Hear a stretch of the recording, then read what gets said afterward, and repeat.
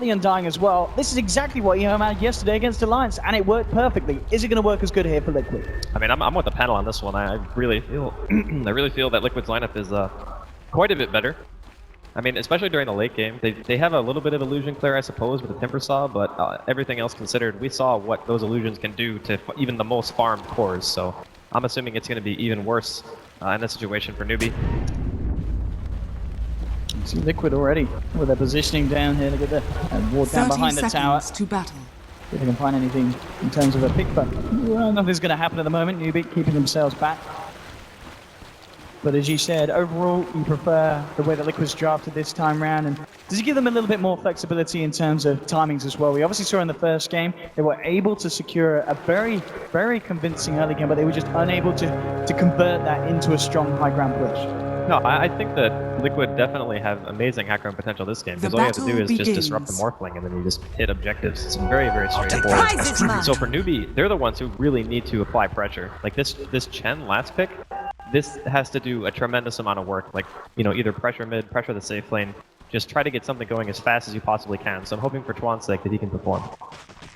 Lane-wise from both sides, looks to be standard stuff apart from the fact that down on the bottom, of course, Undying will be hanging around with the mind control.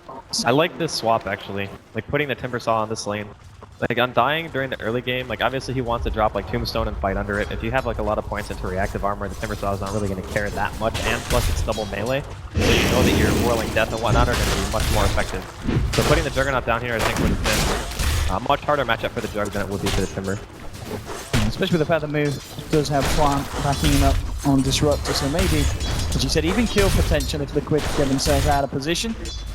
Of course, that leaves the other lanes. This matchup in the mid lane, House Jug with Fada on the Mirana once again. We saw, of course, Fada in game 1 playing this hero. And this matchup, again, fairly even for both. You don't see either of them going down unless Fada hits an arrow from a good position. Yeah, the arrow is the only way you can kill here. If anything, I think Newbee might be favored slightly in the middle lane just because if Chuan wants to run over there with his creep and just be annoying, he can do that. And Fata is not really going to have any help because Karak is going to be doing, I think, some pulling and stacking on his side of the woods. But it really just depends on where Chuan wants to pressure. If he leaves us alone in a strict 1v1, both heroes just farm.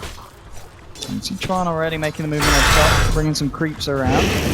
Oh, it's just a couple of skeletons. Nothing going to happen there unless you can just check out around the pool point, see if anything's going down on the side of Liquid. It's not going to be the case though, as both members of Liquid, Timberman and Jax in the lane, just coming in with a satire, spamming the purple walls, keeping the Timberman back. And indeed, he's got to be careful. Have 4 stacks of the napalm on him as well, keeping himself out of harm's way.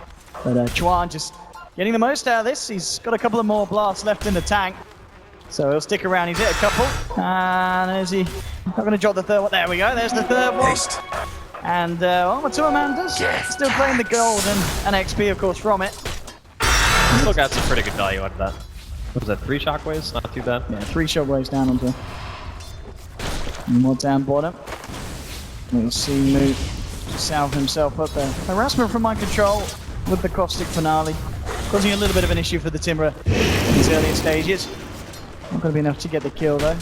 Because ECS wise, the lane is going very nicely for mind control. He's 15 for 3. So we're certainly seeing that the Newbee are unable to pressure this Sankin, especially with the backup of Kuroky Undying, but they seem to be doing very well on this bottom. Sand King's actually just like OP. This hero just like so well against a lot of the stuff that's commonly picked here at TI. When you put him in this aggressive position, you're landing against another melee. Doesn't matter what support you're with, like he's gonna get farmed. Top lane, see them moving in onto KP. He has got the Firefly. Disruption to set it up. Blood! Burst is enough. I'm not the slightest bit sweet. Liquid. Radiant's top first tower blood is under for attack. Timberman and his Morphling. Great way for them to start the game. And then Timberman, he's going to be happy with that kill as well. As we can see, 15 for 3. He was certainly being slowed down a little bit by the presence of the bat. So going to free up a bit more space for him. Back over towards the mid lane. How? 18 for 2. Carter still has the edge. 22 for 4. So pretty much as close as we expected this to be, especially with the fact that Chuan yet to make a rotation towards the mid with the Chen army. He's just picked up a smoke, and we may indeed see that change if he wants to try and make a move somewhere on the map now. I mean, he buys the smoke, but he doesn't really have the best creeps for ganking. That's the problem. I mean, maybe he can pressure bottom a bit, give the Moo Timber some breathing room. Kuro's making his way over for the 4-minute rune as well. I think he might, yeah, he's going to beat Chuan there. He's even going to scout out the rotation as well. So nice stuff, again, from Liquid here in the early game in game number 2. I mean, Chuan, as you said, with these movements around, where do you imagine we are going to see him head for? Where's the easiest place for Chuan to make a play on the champ? Like, killing mid is actually pretty hard unless you can force out a leap, so I don't think Dyer's he would be middle going there. tower is under I think the attack. easiest place to have impact is either helping the Batrider or helping bottom. You can see already, Liquid, they're going to be the first ones to try to jump in on move. Kaka, responding, dropping down the field. Kuroky's just going to walk himself out of it, though. Now turning around, in fact, mind control. Maybe even looking for Chuan, but Chuan has got the creeps onto Kuroky. Kuroky, double strength sap. Looks like he's going to be fine. Jarrett's enjoying the force as well. Burrow strike onto Moon. Liquid responding as best as they can under cover of Moonlight. Looks like they're going to be okay. And again, Kuroky comes back in. 3-man decay takes down one. And even now, they're looking for more on the field. Coming out, but oh, here comes control. Mine. Burrow strikes through. Oh, one health. Finish off Chuan. He had 1 HP. Oh, 1 HP. He made it out. Liquid responding nicely to Newbee's attempts at a rotation down there. 2-1 at the moment. And Liquid are going to have to get themselves back to base. It's going to give a bit more space for Timber, of course. Mid lane, How ready to move in. Fada actually hasn't got a lead for 3 seconds, and How he does have an Omni stash. Fada, he's got to juke this. There we go. Leap comes off cooldown just in time. Had a very, very close call there for Fada. It's hard to chase in that situation. You need the phase boots completed, I think, for How to be able to get that Radiant's kill. He only middle had the one tower blade is of under attack, attack. so a little bit unfortunate, but still doing very well in his lane. Obviously, Fata's beating him by a little bit, but sending Fata back to base will pretty much allow How to catch up. No real issue. Should be able to secure the 6-minute rune as well. So Newbee with still a better early game than we saw previously. Dyer's the middle difference tower is that is under attack. I'll take your tribute. No, I mean, How's just bottled himself an invis, and he's still got that Omni. This, you know, he could certainly set something up with this one. I mean, if he goes into the jungle or looks for any solo kill, he should be able to find it. The other option is he can TP bottom, and he can just pop the invis and then look for a counter kill there as well. Mind control, of course, still in a very good place, but at the same time, Mu has caught up on the Timbersaw. Even CS at the moment. Mu level 6 as well, so the killing potential is certainly amped up. So Kaka hitting 3, didn't have the pointing glimpse earlier, now he does. So the catch potential is going to be even greater down on this bottom lane. Kuroky's headed back over though to join the force of mind control. Make sure the Liquid can keep the control that they have had on the lane. Jumping in, already TP's coming in. How? Immediately joining the fight. He's looking for a chance to use the Omni. Hasn't quite got the mana with the bolt charge. Now he's got enough. He's invis as well, but not quite the usage of the invis into an Omni slash he'd maybe hoped for, as Liquid just back themselves away. And Howard just make the long journey back towards mid with that Radiant's invis rune. middle tower is And under doesn't attack. look like he's going to find the kill that he wanted at all with that rotation. That was a really bizarre chain of events. Like, if anything, you bait your teammates and you just use the Radiant's middle invis to force them to tower is under overcommit, attack. and you just get a free spin or a free Omni, and instead he just literally ran at them. I don't know if he thought he used the invis, but that was definitely not the play. Radiant's middle Just tower little is under movements attack. like that. It's going to allow Fodder to get into a point where he's nearly 1k ahead of How.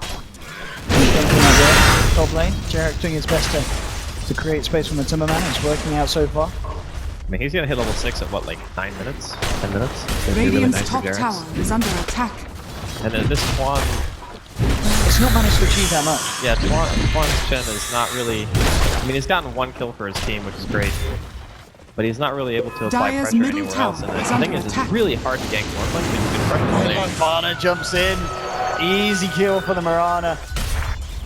And the ping immediately comes out from me, but they know there's going to be a ward around on that high ground. Dyer's But middle Fodder, tower is under free attack. solo kill.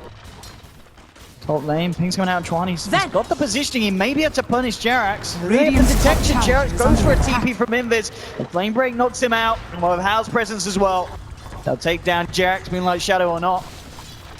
Now with a good army as well on the top lane, Newbee could look to try and pressure in this safe lane of Liquid and shut down this area of the map, make it a little bit harder for Matuma to have as much space as he'd hoped for to farm up.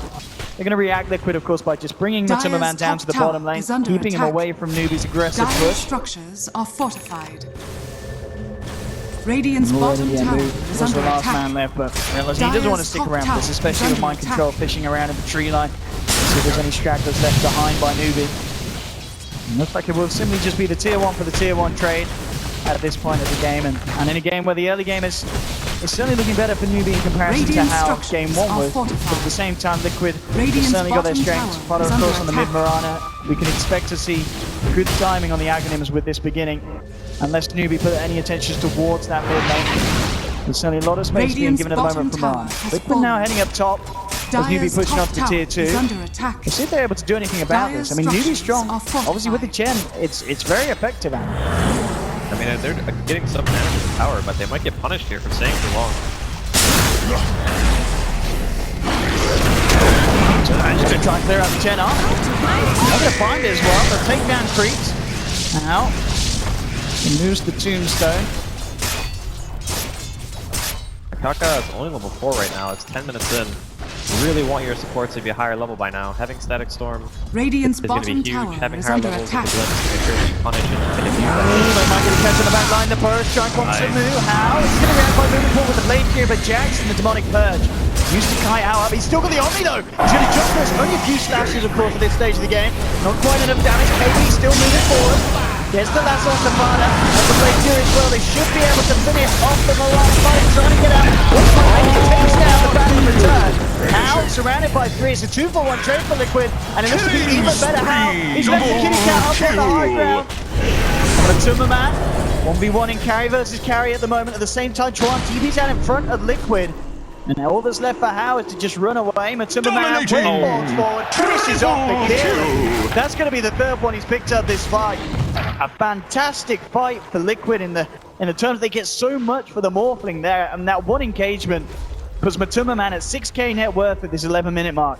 It was a very disjointed fight. Matuma Man was pretty much on the opposite side of the rest of his team, just fighting the Timber, kills him eventually. And they commit a lot there. It seemed like there was some miscommunication. Oh, and I thought I just walked in and got no chance of getting away from being hit from an arrow like that. And Liquid, certainly with that fight in the way that, you said yourself, it was always going to be risky for Newbee trying to get that kind of a push done at this stage of the game. And it's hurt them pretty hard in its early stages. It's because they feel very pressured. They know their lineup is not going to scale as well as Liquid's. Even with an Undying on your team, like the Morphling is going to be a huge nuisance. Arrow going to be off the mark here. But yeah, Liquid's lineup is just, in my opinion, straight up better during the late game, especially with the addition of the Chen. That hero just falls off really hard when you don't get the objectives, and every tower except for the tier 1 safe lane is still standing for the side of Liquid. Chuan, he is level 6 now though, and he's getting closer and closer to that mech. That's like the only reason I imagine they draft the heroes, because they want something to pressure lanes really hard. They recognize that Disruptor is a weak lane support, and just having something to be able to pressure is necessary, not only a natural mech carrier, but it's not really working out for them so far. You can see a smoke from Liquid as well, ready to make a movement into Newbee's jungle. Jackson Fodder coming in. Chuan could be the one to pay the price here, as indeed Cherax finds the setup. Looks to be no help for the Chen here at the moment as they're chasing down the Killer Man, turning up to the fight as well. Just to get a bit more gold in his back. It's going to be fun getting the kill. Well thought out.